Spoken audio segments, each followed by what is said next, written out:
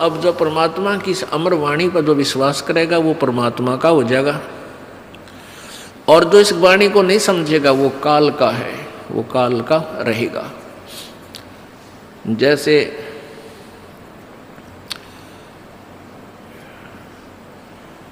ये कोयल होती है, कोयल ये अपना अलग घोंसला बना के अपने अंडे उत्पन्न नहीं करती, क्योंकि ये कौवे जो होते हैं कोयल के अंडों को खा जाते हैं। वो क्या बुद्धिमत्ता करती है कि मादा कौवी जो होती है, मादा कौवा कौवी, वो जहाँ भी उसने अंडे उत्पन्न कर रखे होते हैं घोंसले में, जब वो कहीं इधर उधर चुग्गा चुगने जाती है, आहार के लिए बाहर जाती है, तो मादा कोयल तुरंत वहाँ जा कर के अंडे उत्पन्न कर देती है। 2 उस कौवी के होते हैं, कौवे के अंडे होते हैं, और 2 कोयल के। अब वो कौवी वापस आती है, वो देखती है 4 अंडे हैं, वो पहचान नहीं पाती है मेरे कौन से हैं, इसलिए वो चारों के चारों की परवरिश कर देती है, उनको सेक करके मैच्योर बना देती है, बच्चे निकाल देती है। अब कोयल और काग के बच्चों में कोई अंतर नहीं होता जब तक वो छोटे होते हैं। अब वो मादा जो कोयल होती है वो देखती रहती है कि तेरे बच्चे इस घोंसले में हैं और इन चरवा मत हैं, वो भी नहीं पहचान पाती है कि मेरे कौन से हैं। जब वो बच्चे कुछ उड़ने लग जाते हैं, दूर दूर तक उड़कर वापस आते हैं, वो देख लेती है कि अब ये सैर सपट्टा करने लायक गए, तो फिर वो दूर वृक्ष पर बैठ गए अपनी बोली बोलती है, कुहू कुहू कुहू। जो कोयल वाले बच्चे होते हैं वो अपनी माँ की बोली को पहचान जाते हैं, वो ऐसे ऐसे करते हैं। और कौवे वाले का बामा भी कोनी, वो तो बेड़ा के बीन बजाई जा रही है। अब काग वालों के बच्चों, काग वाले बच्चों के उस वाणी का प्रभाव नहीं हो रहा, और कोयल वालों का हो गया। उन्होंने देखा कि ये आवाज़ उधर से आ रही है, तो वो कोयल वाले बच्चे उड़कर उस आवाज़ की तरफ चल पड़ते हैं, और कोयल फिर उड़कर कुहू कुहू करती हुई आगे को चल पड़ती है। पीछे उसके पीछे कौवी भागती है कि मेरे बच्चे गए। अब पीछे से कौवी भी उड़ती है उस अपने बच्चों को के पीछे कि मेरे बच्चे गए। वो कोयल बोलती हुई दूर तक चली जाती है, वो बच्चे भी उस कोयल की आवाज़ सुनकर उसके पीछे पीछे दूर तक चले जाते हैं। वो कौवी वापस आ जाती है कि ये तो गए सो गए, कहीं मेरे दूसरे बच्चों को कोई हानि ना पहुंचा दे। वो पीछा छोड़ देती है और वापस आ जाती है।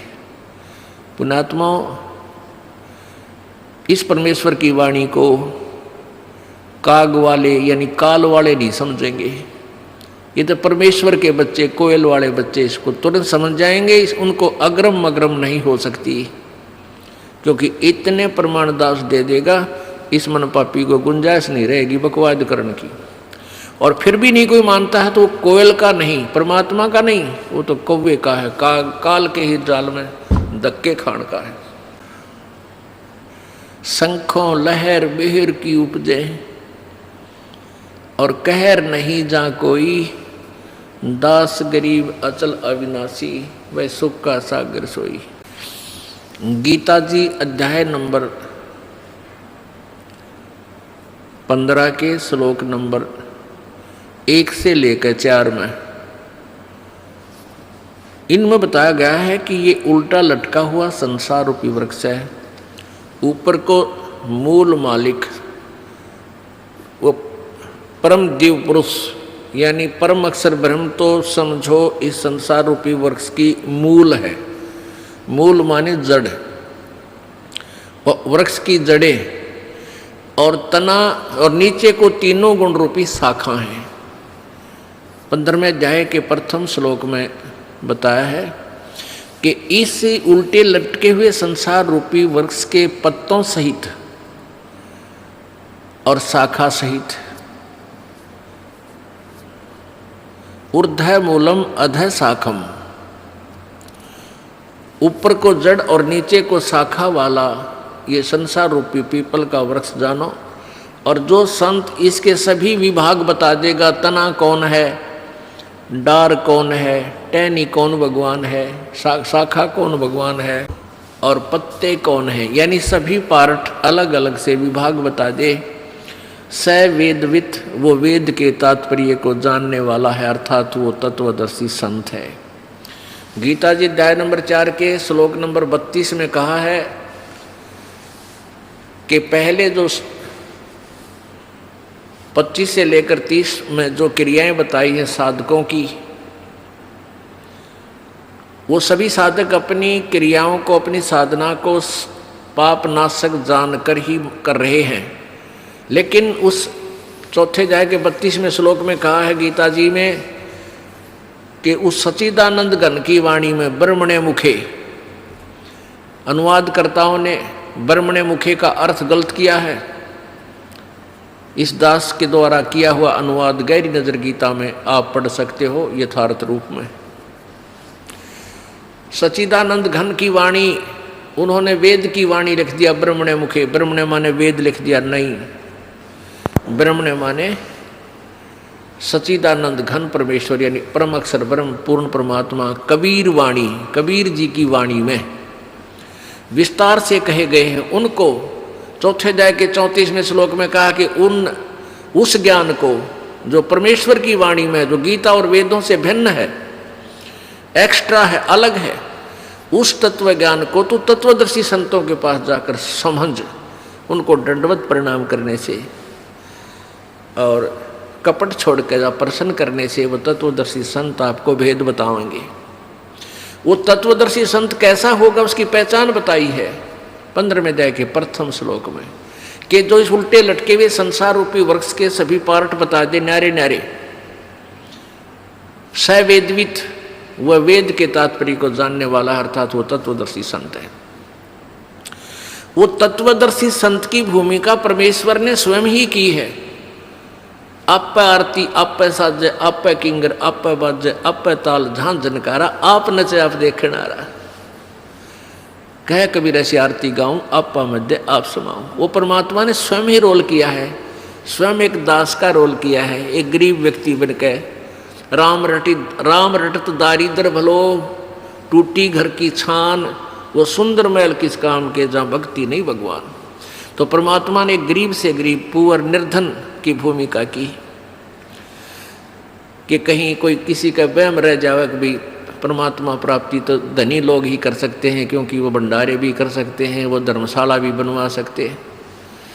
पुण्यात्मा, धनी और निर्धन सभी परमात्मा पा सकते हैं, लेकिन संत पूरा हो, उनकी नीयत साबित हो, श्रद्धा पूरी हो, आजीवन मर्यादा में रहें, दोनों पार होंगे।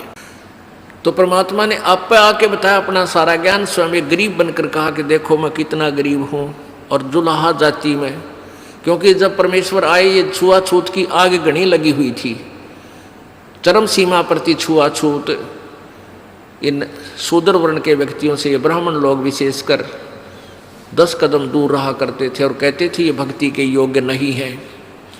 परमात्मा ने यही हमारी भ्रमणा तोड़ी थी कि परमात्मा की दृष्टि में सभी आत्मा एक हैं। ये वर्ण और जाति और धर्म तुम बना बैठे भगवान के दरबार में, ना वर्ण है, ना जाति है, ना कोई धर्म है, अलग से धर्म नहीं है, एक ही धर्म है, मानव धर्म। जिसके अंदर इंसानियत है वो धार्मिक व्यक्ति है, अन्यथा नहीं है। और स्वयं ही एक तत्वदर्शी संत की भूमिका की। उस समय के सभी विद्वानों को मालिक ने छक्के छुड़ा दिए थे, लेकिन वह कर्म ठोक मान्य नहीं। वो संस्कृत भाषा जानते थे, समाज अशिक्षित था, इसलिए उन नकलियों का दाव लगा रहा कि कबीर झूठ बोलता है, कबीर जी झूठ बोलते हैं, ये वेदों और शास्त्रों को नहीं पढ़ सकते क्योंकि ये अशिक्षित है। यजुर्वेद अध्याय नंबर 40 के श्लोक नंबर 10 से 13 तक 2 बार प्रमाण दिया है कि वेद ज्ञानदाता ब्रह्म बोल रहा है कि परमात्मा के विषय में विशेष जानकारी वो तत्वदर्शी संत बताएगा, उससे पूछो। इससे सिद्ध है कि वेद ज्ञान से भी अलग कोई और ज्ञान है। उसमें यह भी कहा है कि कोई तो जिसने अक्षर ज्ञान हो गया उसको विद्वान कह देते हैं। किसी ने MA BA कर ली, विद्वान कहला दिया किसी एक लैंग्वेज में या 2 लैंग्वेज में, और जो शिक्षित नहीं है उसको अविद्वान कह देते हो। नहीं, विद्वान और अविद्वान की परिभाषा भी वो तत्वदर्शी संत बता होगा। विद्वान किसे कहते?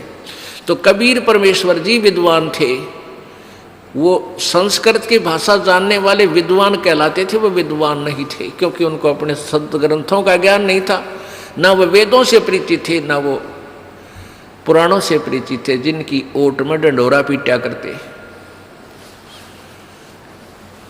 तो परमात्मा ने स्वयं ही आकर बताया, तत्व ज्ञान अपनी महिमा आप पर बताई।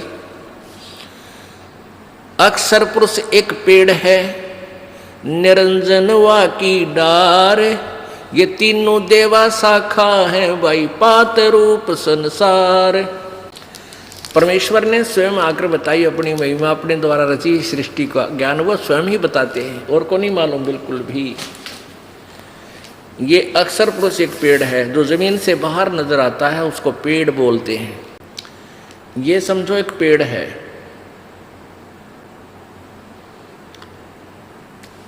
जमीन से बाहर जो नजर आता है, दृष्टिगोचर हो रहा है, उसको पेड़ बोलते हैं। तो ये एक पेड़ है। परमात्मा ने क्या बताया है कि अक्षर पुरुष, ये अक्षर पुरुष तना जो है, ये तो तना है, और निरंजन ये ब्रह्म है, ज्योति निरंजन काल, ये अक्षर पुरुष सर्वब्रह्म सरपुरुष या काल ब्रह्म, इसी को कहते हैं। अक्षर पुरुष एक पेड़ है, निरंजन ज्योति निरंजन भी इस ब्रह्म को बोलते हैं। निरंजन वाकी डार, और तीनों देवा शाखा है, भाई पात रूप संसार। अब क्या बता रहे हैं? परमात्मा ने पूरा विभाग बता दिया, और फिर ये जड़ जो बाहर गुप्त है, प्रोक्ष है जो भगवान, ये जड़ कौन है? ये पूर्ण ब्रह्म परमेश्वर परम अक्षर ब्रह्म है। अब दूसरे शब्दों में हम इसको ऐसे कह सकते हैं, ये पूर्ण ब्रह्म कबीर साहिब है, परम अक्षर ब्रह्म यही कहलाता है। ये संसार रूपी वृक्ष की मूल है, जड़ है। अब इस जड़ से खुराक चलती है, तना में आती है, तना से डार में, डार से टहनियों में, शाखाओं में, शाखाओं से फिर पत्तों में। हम यहाँ पात रूप संसार। अपने आत्मा, ये तत्वदर्शी संत की भूमिका, तत्वदर्शी संत की पहचान बता दी। परमेश्वर यानी गीता बता रही है, गीता जी में ये विवरण है कि तत्वदर्शी संत वो होगा, 15वें अध्याय के प्रथम श्लोक में गीता जी में, जो उल्टे लटके हुए संसार रूपी वृक्ष के पूरे विभागों सहित बता देगा,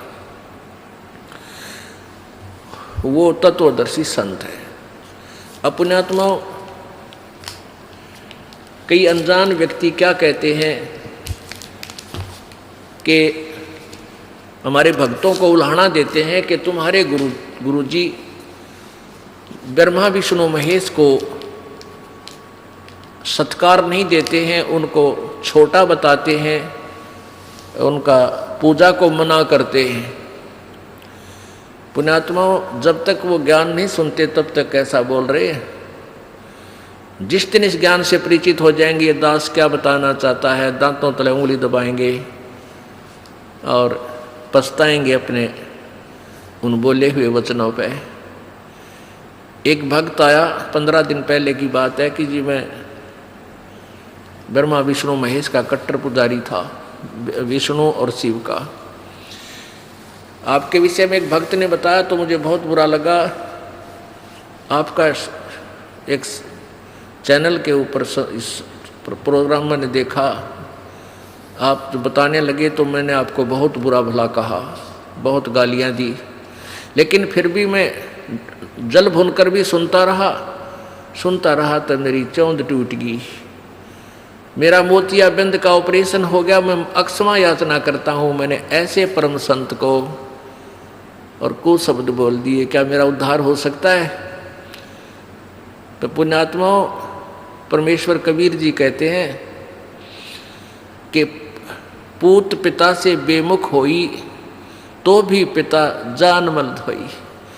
कि पिता से बच्चा जैसे शराब पी रखी किसी लड़के ने, और पिताजी समझाने की चेष्टा करता, उसको बुरा भी बोल देता है, उसके ऊपर हाथ भी उठा देता है कि वो शराबी ने बेरा नहीं बोली पूछने तू कहाँ के बोल रहा है। तो जब उसके शराब नशा उतर जाता है, पिताजी फिर भी उसको सीने से लगाता, उसको अपना बेटा बुरा नहीं लगता, उसको ना बेटी बुरी लगती। तो ऐसे ही आप इस चीज़ से परिचित नहीं हो, इस दास को ये ज्ञान हो गया कि आप दो नहीं हो, ना आप अलग नहीं हो, ना हिंदू अलग है, ना मुसलमान अलग है, ना सिख अलग है, ना ईसाई अलग है। आपका कोई शत्रु नहीं है, काल ने हमें शत्रु बना रखा आपस में विभाग करके। ये यही चाहता है कि डिवाइड एंड रूल, इनकी आपस में दुर्गति होती रहे, ये भगवान से भूल जाएं और उस अज्ञान आधार पर एक दूसरे के साथ लट्ठम लट्ठा रहें। लेकिन परमात्मा का ज्ञान ये सब अंधेरा हटा देगा और फिर हम पहचानेंगे हम कौन है, कहाँ से आए। बहुत आंखों में पानी आ गया उस बच्चे के, युवा लड़का था, 25-26 वर्ष का, 30 का होगा, और कहे जी बन क्या मेरी सचमुच अक्षमा होगी? माँ बेटा हो गया, आप भक्ति कर कोई दिक्कत